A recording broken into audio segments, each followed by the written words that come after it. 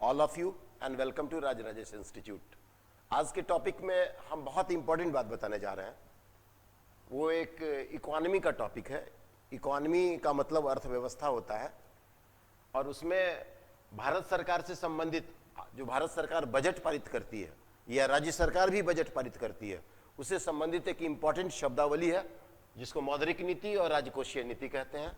आज मैं बता रहा हूं मौद्रिक नीति और राजकोषीय नीति में क्या अंतर है, लेकिन आज के लेक्चर में पहले सीरीज में हम मॉनेटरी पॉलिसी के बारे में बताएंगे और नेक्स्ट वीडियो में हम फिस्कल पॉलिसी के बारे में बताएंगे।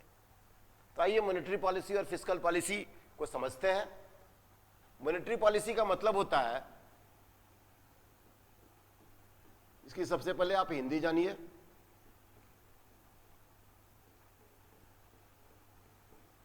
मौद्रिक नीति एंड का मतलब और इसको कहते हैं राजकोषीय नीति।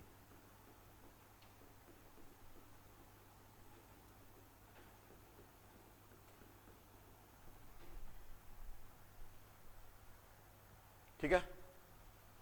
अब आप मौद्रिक नीति को का ही दूसरा नाम क्या है जानते हैं? Credit policy. इसी को साख की नीति कहते हैं।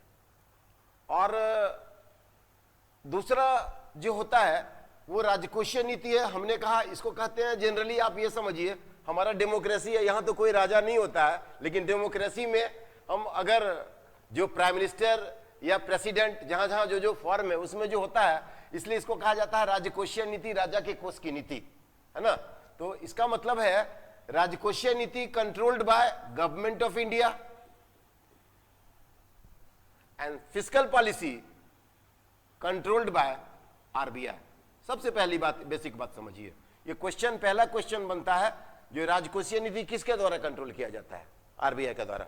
फिस्कल पॉलिसी किसके द्वारा कंट्रोल किया जाता है? तो गवर्नमेंट ऑफ इंडिया यानी भारत सरकार के द्वारा। अब इसमें मॉनेटरी, अब सबसे पहले इसमें पूछा जाता है मॉनेटरी पॉलिसी से पहला क्वेश्चन कंट्रोल किससे होता है, कंट्रोल किसके द्वारा किया जाता है। तो अब हम फिस्कल पॉलिसी के बारे में बाद में बताएंगे, अभी मॉनेटरी पॉलिसी के बारे में बता रहे हैं। ये आरबीआई के द्वारा कंट्रोल किया जाता है। इससे दूसरा क्वेश्चन पूछे जाते हैं मॉनेटरी पॉलिसी के अर्थ क्या है,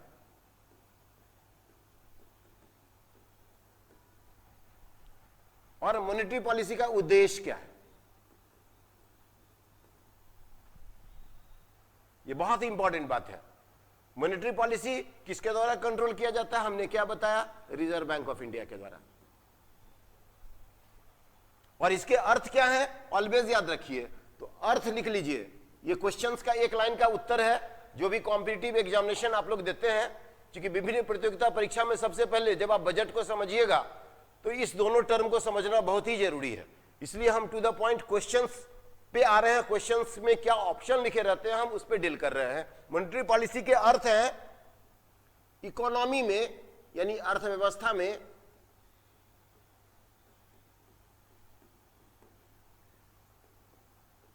मुद्रा के प्रवाह की मात्रा को कंट्रोल करना, नियंत्रित करना। एकदम अच्छे से उतारिए। अंग्रेजी माध्यम वाले अगर इसको लिखते हैं तो लिख सकते हैं to control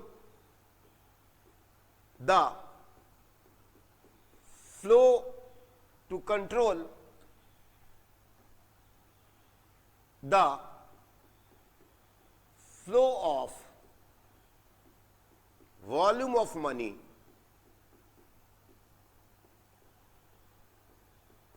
in an economy। Hindi अंग्रेजी में कोई अंतर नहीं है। सबसे पहले इसके मीनिंग से ये आपके ऑप्शन बने रहेंगे, आपको टिक मार देना है। इसको कौन कंट्रोल करता है? इसको आरबीआई कंट्रोल करता है। अब इसके ऑब्जेक्ट क्या है इसको आप देखिए, बहुत अच्छे से मैं बता रहा हूं। ऑब्जेक्ट में भी आप दो तरह की बात, इसका ऑब्जेक्ट एक ही है, इकोनॉमिक स्टेबिलिटी प्राप्त करना। तो लिख देते हैं यहां आर्थिक स्थिरता प्राप्त करना।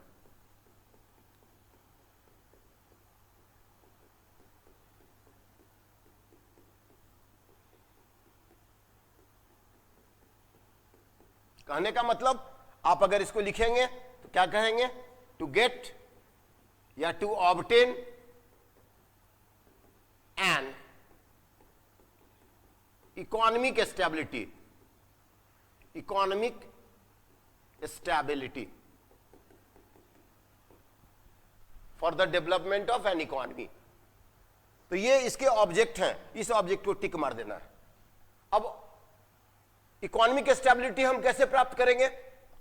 ऑप्शन याद रहेगा, सबसे पहले आप ऑलवेज याद रखिएगा मूल्य स्थिरता के माध्यम से। हिंदी में कहते हैं मूल्य स्थिरता, अंग्रेजी में कहते हैं इसको प्राइस स्टेबिलिटी।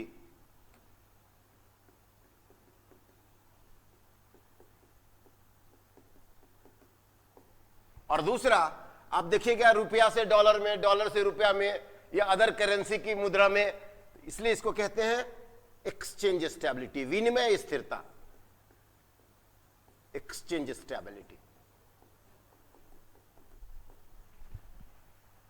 इसलिए हम नट सेल में लर्नर के लिए बता रहे हैं। आज चूंकि पहला सीक्वेंस है लेक्चर का बजट से समझाने का, इसलिए बजट के क्लास में हम सबसे पहले आपको यह बता रहे हैं जो मॉनेटरी पॉलिसी क्या है, दूसरे में हम फिस्कल पॉलिसी के बारे में बताएंगे। अभी हमने बताया मॉनेटरी पॉलिसी को ही हम क्रेडिट पॉलिसी कहते हैं, ये आरबीआई के द्वारा गवर्न की जाती है। इसका उद्देश्य, इसका अर्थ क्या है? तो अर्थव्यवस्था में मुद्रा के प्रवाह की मात्रा को नियंत्रित करना, कहने का मतलब to control the flow of volume of an economy. और दूसरा इसका ऑब्जेक्ट क्या है? टू गेट या to obtain economic stability by means of price stability and exchange stability. ये ओवरऑल नटसेल में ये लेक्चर का एक बेसिक इंफॉर्मेशन हुआ। अब आप इस इंफॉर्मेशन के आधार पे बहुत सारा काम कर सकते हैं। तो हम आगे के पेज में इस लेक्चर को इनकर करते हैं। अब जैसे हमने आपको यह बताया टर्म मॉनेटरी पॉलिसी,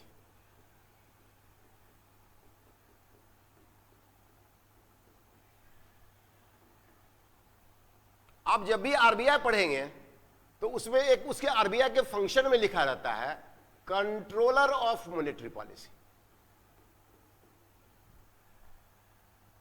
इसलिए रिजर्व बैंक का नाम reserve bank of India, reserve bank का एक इंपॉर्टेंट फंक्शन है ये, है ना, क्रेडिट पॉलिसी या मॉनेटरी पॉलिसी। इस पॉलिसी के अंतर्गत वो ओपन मार्केट इकोनॉमी में, वो ओपन मार्केट इकोनॉमी में इस प्रकार के इंफॉर्मेशन को इनकर करता है, जिसको कहते हैं, उसको कहते हैं हम ओपन मार्केट ऑपरेशन। और ये टर्म पूछे जाते हैं इसलिए हम लिख देते हैं ओपन मार्केट ऑपरेशन, ओएमओ एक टर्म है जिसका फुल फॉर्म होता है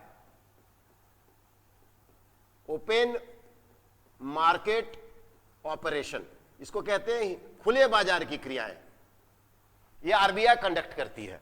और ओपन मार्केट ऑपरेशन के माध्यम से आरबीआई करती क्या है? सबसे पहला काम वो करती है ट्रेजरी बिल की खरीद बिक्री करती है। क्या करती है? Buying and selling of treasury bill.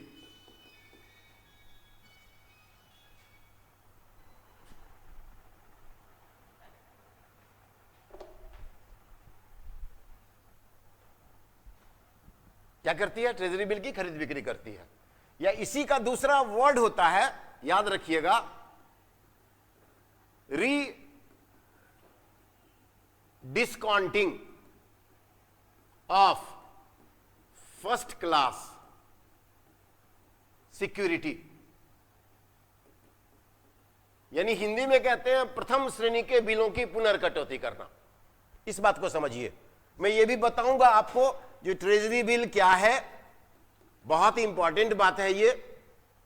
Bharat सरकार के बोरोइंग्स का, शॉर्ट टर्म बोरोइंग्स का ये एक सोर्स है, इंपॉर्टेंट सोर्स है, इसके बारे में बताऊंगा।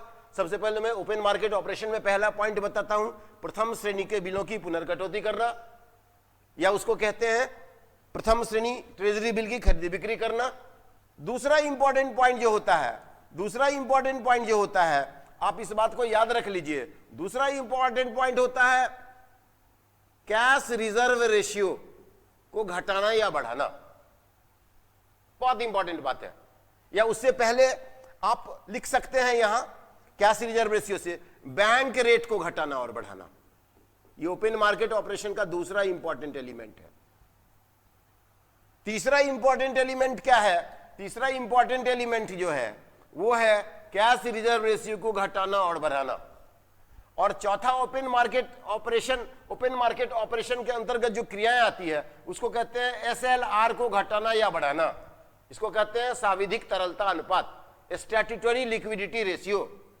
सबका फुल फॉर्म जानना चाहिए पहले। स्टैट्यूटरी लिक्विडिटी रेशियो, साविधिक तरलता अनुपात, इसको कहते हैं कैश रिजर्व रेशियो।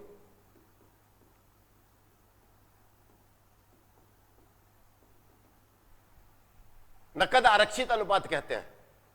CRR के कारण ही रिजर्व बैंक को रिजर्व बैंक ऑफ इंडिया कहा जाता है। यह भी हम आपको उत्तर बताएंगे, why reserve bank of India is called reserve bank. उसके बाद पांचवा इंपॉर्टेंट इंफॉर्मेशन जो होता है, आप याद रखिएगा, रेपो रेट, जिसको रिपर्चेज ऑक्शन कहते हैं। इसको कहते हैं रिपर्चेज ऑक्शन। इसके माध्यम से वो बाजार में स्थिर होता है। और उसके बाद कहते हैं RRR, इसको कहते हैं रिवर्स रिपर्चेज ऑक्शन। आप गौर कीजिएगा, अगर आप ऐसे काम कीजिएगा, हम क्वेश्चंस के माध्यम से बता रहे हैं, आप लिख लीजिए यहां समझ के लिए, फिर तो हम आएंगे ही। अगर ये होता है RR रिपर्चेज RR है ना, इसको कहते हैं रेपो रेट, तो इसको कहते हैं reverse repo rate. Repo rate short form है। रेपो रेट का फुल फॉर्म होता है रिपर्चेज ऑक्शन। क्या होता है ये सब चीज दिमाग में एकदम रखिए। रिपर्चेज मतलब दोबारा, परचेज मतलब क्रय करना, दोबारा क्रय करना। किसका? फर्स्ट क्लास सिक्योरिटी का। हम इस पे भी लेक्चर आपको लेंगे, अभी हम बेसिक चीज बता रहे हैं आपको। और इसको कहते हैं रिवर्स रेपो रेट। इसको क्या कहते हैं? Reverse repo rate. अब देखिए, ये मार्केट में अगर शॉर्ट टर्म फाइनेंशियल क्रंच हो तो हम रेपो रेट का इस्तेमाल करते हैं।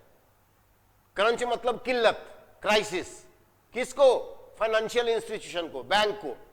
और अगर मार्केट में अगर मान लीजिए क्राइसिस, अगर मान लीजिए अगर सरप्लस हो जाए बैंक के पास, कहीं इन्वेस्टमेंट की जगह नहीं है, तो वो क्या करता है? अपने सरप्लस अमाउंट को शॉर्ट टर्म के लिए रिजर्व बैंक के पास पार्क कर देता है, जमा कर देता है, उस पर उसको ब्याज मिलता है। तो इसलिए इसको कहते हैं, ये देखिए प्रोसेस ऑफ इंजेक्शन है। ये प्रोसेस ऑफ क्या है? ये प्रोसेस ऑफ इंजेक्शन हुआ, इंजेक्ट करता है।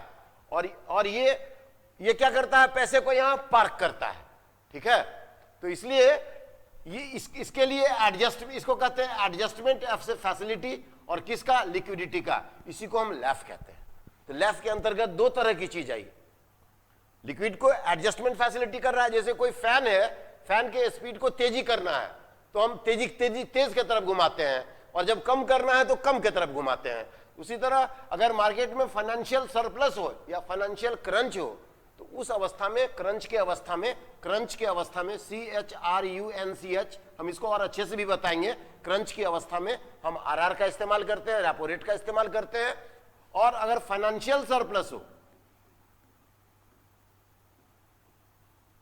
तो इसके अवस्था में हम क्या करते हैं? उस सरप्लस पैसे को RBI के पास ये बैंक क्या क्या पार्क कर देती है, इसको रिवर्स रेपो रेट कहते हैं। तो ओपन मार्केट ऑपरेशन के अंतर्गत ये सारी बातें आई, मॉनेटरी पॉलिसी के अंतर्गत बेसिक रूप से ये बातें आई। अब नेक्स्ट लेक्चर में, नेक्स्ट वीडियो में हम आपको करेंगे क्या? ट्रेजरी बिल के बारे में बताएंगे, बैंक रेट के बारे में बताएंगे, CRR के बारे में बताएंगे, हम SLR के बारे में बताएंगे, रिपर्चेज ऑक्शन के बारे में बताएंगे, यानी रेपो रेट के बारे में, और रिवर्स रेपो रेट के बारे में, MSF के बारे में, लिक्विडिटी एडजस्टमेंट फैसिलिटी के बारे में। तो have a nice time and best of luck. फिर नेक्स्ट वीडियो का आप इंतजार कीजिए, फिर हम नेक्स्ट वीडियो बहुत जल्द ही अपलोड करेंगे। Thank you.